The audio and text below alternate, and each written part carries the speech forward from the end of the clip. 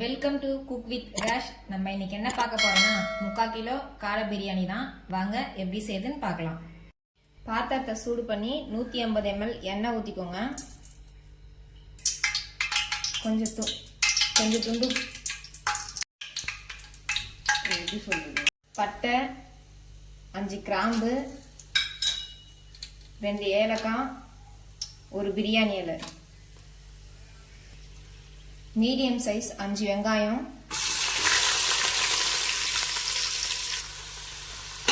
வெங்காயம் நல்லா பொன்னிறமா வர அளவுக்கு வறுத்து எடுத்துக்கோங்க. வெங்காயம் இந்த அளவுக்கு வதங்கிறதுக்கு அப்புறம் 2 ஸ்பூன் காஷ்மீரி மிளகாய் தூள் சேர்த்துக்கோங்க. 1 ஸ்பூன் பிரியாணி மசாலா, அரை கைப்பிடி கொத்தமல்லி,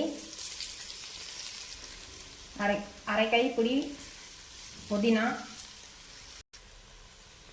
50 கிராம் இஞ்சி, 25 கிராம் பூண்டு சேர்த்து பேஸ்ட் மாதிரி அரைச்சி சேர்த்துக்கோங்க.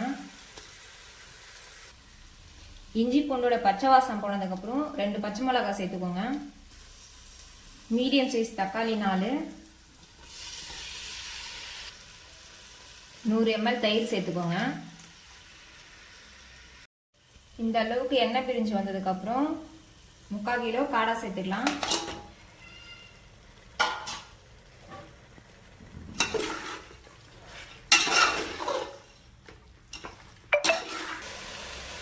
காடை வேகிறதுக்கு தேவையான அளவு கொஞ்சமா உப்பு போட்டு ஒரு 5 நிமிஷம் லோ ஃப்ளேம்ல வச்சு மூடி விட்டுருங்க.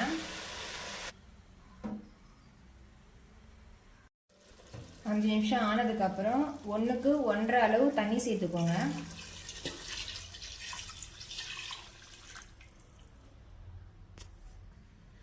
தண்ணி சேர்த்ததுக்கு அப்புறம் ஒரு கொதி வர அளவுக்கு தண்ணி போட்டு மூடிடுங்க.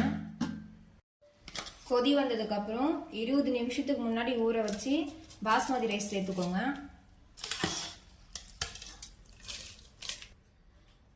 அரிசி சேர்த்துட்டு லோ ஃப்ளேம்ல ஒரு 5 நிமிஷம் மூடி வச்சிருங்க. தண்ணிலாம் இந்த லெவல் வந்ததுக்கு அப்புறம் கொஞ்சமா புதினா, கொஞ்சமா கொத்தமல்லி, கொஞ்சம் நெய், இதெல்லாம் சேர்த்ததுக்கு அப்புறம் ஒரு பழைய தோசைக்கல்லை வச்சு மேலே பாத்திரத்தை தூக்கி வச்சிருங்க. தட்டு போட்டு லோ ஃப்ளேம்ல ஒரு 10 நிமிஷம் இருக்கட்டும். இதுக்கு மேல வெயிட் ஒன்று வச்சுக்கோங்க. 10 நிமிஷம் ஆனதுக்கு அப்புறம் ஸ்டவ் ஆஃப் பண்ணிக்கோங்க. ஆஃப் பண்ணிட்டு ஒரு 5 நிமிஷம் அப்படியே தம்லே இருக்கட்டும்.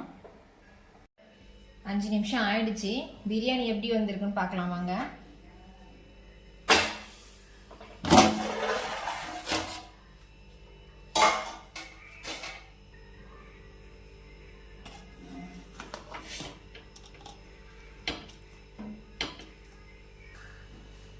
பிரியாணி நல்லா சூப்பராக வந்திருக்கு.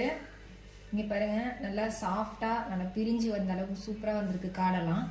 நீங்களும் அதை வீட்டில் ட்ரை பண்ணி பாருங்க. இந்த ரெசிபி உங்களுக்கு பிடிச்சிருந்தா நீங்களும் வீட்டில் ட்ரை பண்ணி பாருங்க. இந்த வீடியோ உங்களுக்கு பிடிச்சிருக்குன்னா லைக் பண்ணுங்க, ஷேர் பண்ணுங்க. குக் வித் ராஷ்க்கு சப்ஸ்கிரைப் பண்ணுங்க. தேங்க்ஸ் ஃபார் வாட்சிங்.